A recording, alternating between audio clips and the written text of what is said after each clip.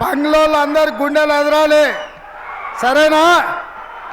జై కాంగ్రెస్, జై జై కాంగ్రెస్. మిత్రులారా,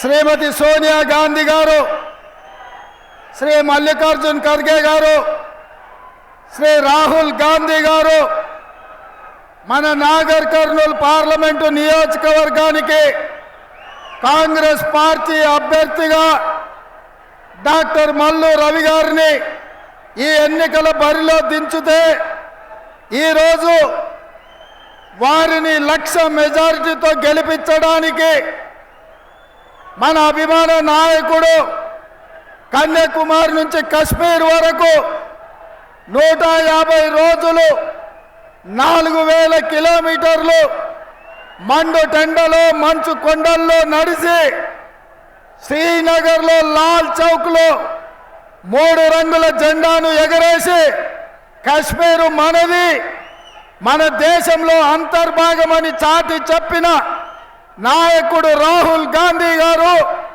ఈరోజు మన నడిగడ్డకు వచ్చిండు. మీరందరూ నడిగడ్డ బిడ్డలు నిటారుగా నిలబడి పెద్ద ఎత్తున చప్పట్లతో రాహుల్ గాంధీ గారికి స్వాగతం పలకండి. అందరూ నిలబడండి.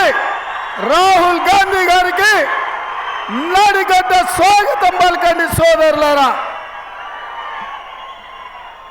మిత్రులారా, కృష్ణానది తుంగభద్ర మధ్యలో ఉండే ఈ నడిగడ్డ పౌరుషానికి, పోరాటానికి, ఇచ్చిన మాట నిలబెట్టుకోవడానికి పెట్టింది పేరు నడిగడ్డ. బిడ్డలు ఎవరికైనా మాట ఇస్తే తల తెగి కింద పడ్డా సరే ఆ మాట నుంచి ఒక్క అడుగు కూడా వెనక్కి వెయ్యకుండా మాట నిలబెట్టుకునే పౌరుషం ఉన్న బిడ్డలు ఈ నడిగడ్డ బిడ్డలు.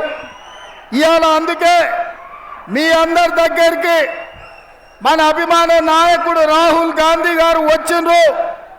నాగర్ కర్నూల్ పార్లమెంటు నియోజకవర్గానికి డాక్టర్ మల్లు రవి గారిని ఎంపీగా గెలిపించమనే మాట మీ దగ్గర తీసుకొని నిశ్చింతగా మీరు ఇచ్చిన మాటను ఢిల్లీలో సోనియమ్మకు చెప్పడానికి మన రాహుల్ గాంధీ గారు వచ్చిండ్రు. మిత్రులారా, మీకు అందరికీ తెలుసు నడిగడ్డ రాజకీయం, బంగ్లాల రాజకీయం మీకు అందరికీ తెలుసు.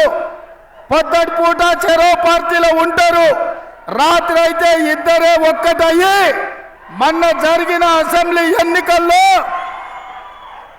కాంగ్రెస్ పార్టీని ఓడగొట్టడానికి బీఆర్ఎస్ బీజేపీలు ఒక్కటైనరు.